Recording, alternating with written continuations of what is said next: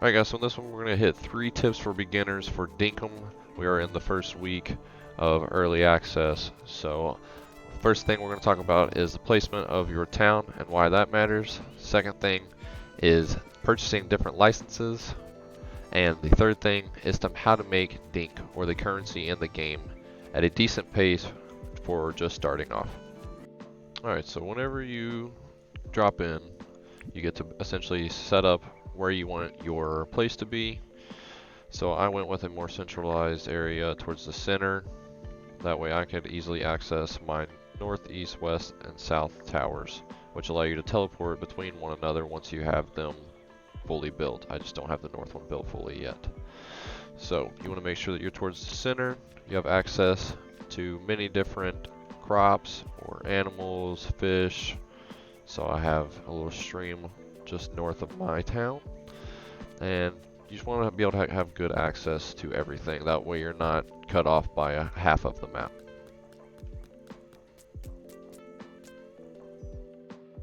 So simply put, what you can see right here is a small time frame of just gathering everything, running around and harvesting.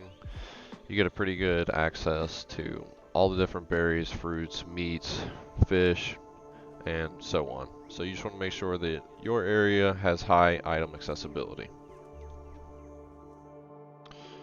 Alright guys, so there's not much to say about the licenses, with the exception of get them as soon as you can, because they give you access to new items, new small tasking from the villagers, as well as just access to better items and ways to make more dink. So as soon as you can, you should be trying to get all of these and upgrade them to reap the benefits. That's all there is to really say about licenses. Don't skimp out on them, they matter.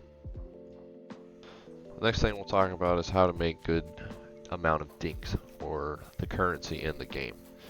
Currently right now I only have 113,000, but I also just finished up my museum. So that's always the answer, is how to make more money and what's the best ways to do it. So this is just for beginners, this isn't an advanced thing, and this is just for early on.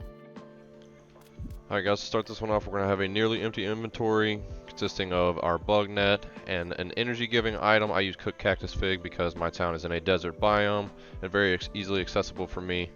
I already have 2 butterfly because I just had them in my inventory, but we're going to fill all of our pockets and our inventory with various bugs, and we're going to see how much that we get.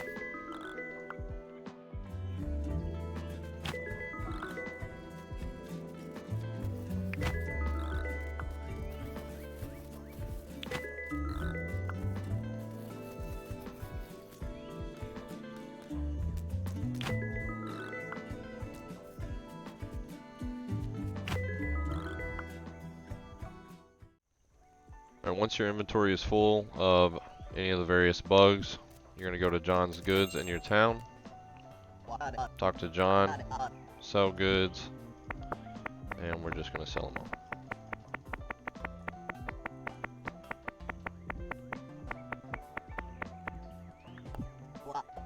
all.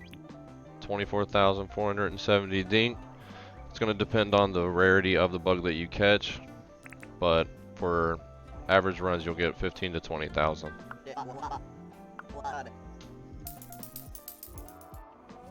So for the metal detecting method, it will depend solely on whether or not your metal detecting license is at level 1 or level 2. Level 1, you have to use a conventional metal detector that costs 6,600 dink from John's Goods. The conventional metal detector works like so. If there's no item around, it will be a slow and low beep. The closer you get to your item, the faster and more audible it'll get. And when you're on top of your item, it'll look like this. Now the level 2 metal detecting, as you can see, there's no metal detector in my inventory. It does not require it. You can just sell it back once you get to level 2 metal detecting. The biggest difference with this is the treasure spots will just show up as X's throughout the map. So you need to have a shovel with you, and then I recommend having some kind of item to break barrels like you see right here. Here's just a quick list of all of the items that you can get while metal detecting, with the exception of the amber, which I will get into later. However, if you are going to sell any of these items, you can sell any of these to John's Goods and you will get a stock price but the shiny disc will go for roughly 5 times more to Franklin than it will to John's Goods. So if you're going to sell shiny discs, make sure you wait until you have Franklin, or Franklin is a visitor in your town, and sell those to him. Okay, so I didn't have an amber to show you, but for example, if you have an amber, it's an out of inventory held item, meaning you carry it above your head. You can't do anything else while you're carrying it, so you'd have to drop it if necessary. But you just bring it to John's Goods, to this little scale right here. You'll right click and hit drop, and then you'll get paid based on the weight of the item. The last one I sold was 75,000 roughly for 3.8 kilograms.